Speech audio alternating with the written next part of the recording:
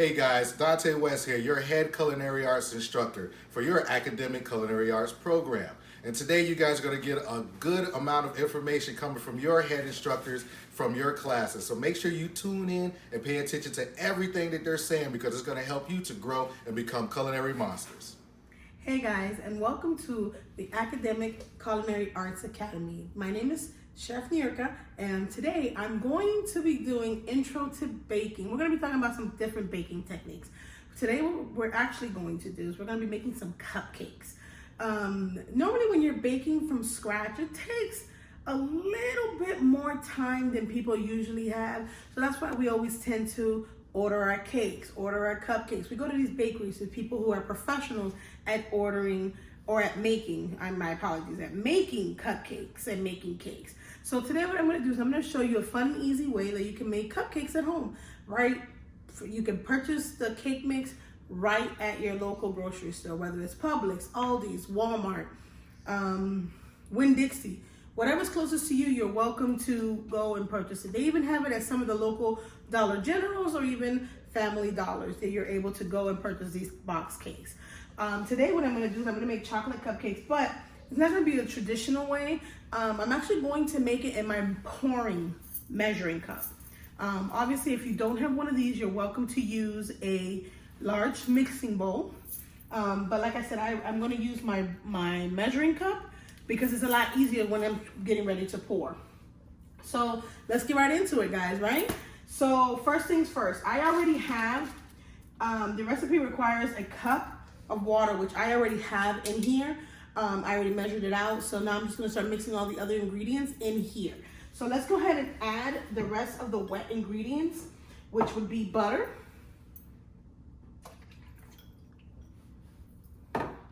See, already it's turning into like a yellowish color. So I'm gonna go ahead and move this out of the way, right? And then I'm gonna go ahead and add in your eggs. And I'm adding in these first because to me it's so much easier to do it this way than it is to do my dry ingredients first. Now, of course, any baker will tell you, I think you should do dry ingredients. But again, it's what's easiest for you when you're baking at home, okay? So there, I have my eggs, my water, my milk in here. So what I'm gonna do is I'm actually going to whisk this up really quick by hand, and then I'm gonna add the powder, or not the powder, I apologize guys, my cake mix to it. So I'm mixing it up really well. It almost looks like eggs, like when you're making scrambled eggs.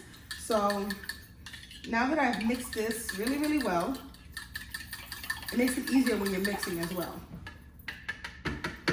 Put this over here for a second. I'm gonna go ahead and finish opening this cake mix, which we're doing chocolate. And I'm going to pour it in here. And as you can see, you could get a bigger measuring cup if need be. This one's just right for me though. Right now everything's sitting at the top, so it looks like it doesn't fit. Okay, so what I'm gonna do is I'm going to slowly mix this in to get the consistency I want. So as you can see, as I'm mixing, it starts to go in, the dry mixes in with the wet, and then eventually we'll have a nice batter going. Right, so let me see, I'm gonna keep mixing. And you'll see why I chose to do it this way. I feel like I get a better consistency when I do it this way. So as you can see, this is completely mixed, guys. So now what I'm going to do is I have my cupcake pans. I'm actually gonna grab some more so that I'm able to, there they are. I'm gonna grab some more so I can fill up the whole pan, okay? So what color we got here? We got green, we have red. I think I'm gonna go with blue now, guys. And you can purchase these at any grocery store, guys. It's literally little paper cups to make your cupcakes in.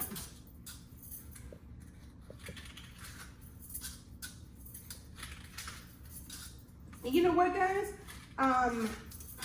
In mixing these, I always find that I always like to add other things into them. Sometimes if you have coconut, you can add coconut.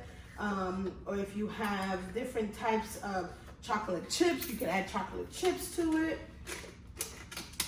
So what I'm gonna do is I'm gonna go ahead and start pouring this chocolate batter into these cupcake molds.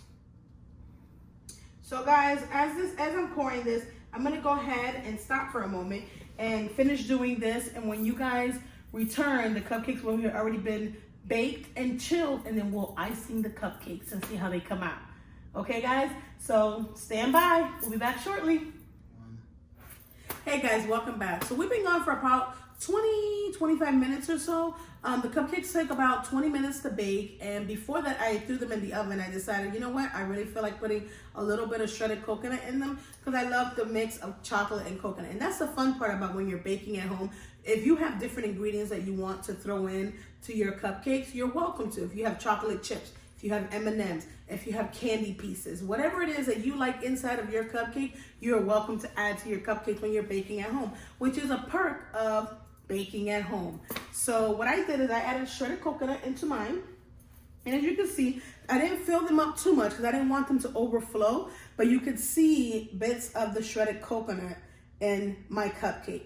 So moving forward, what I did is I decided I want to pipe my icing. I like my icing to have a little air into it. So what I did is I put icing into a regular Ziploc bag and I put it into the little corner, right? And I'm twisting it so that I'm able to pipe a little bit better. And now what I do is I have some regular makeshift scissors and I'm gonna cut the tip so that I'm able to icing the cake.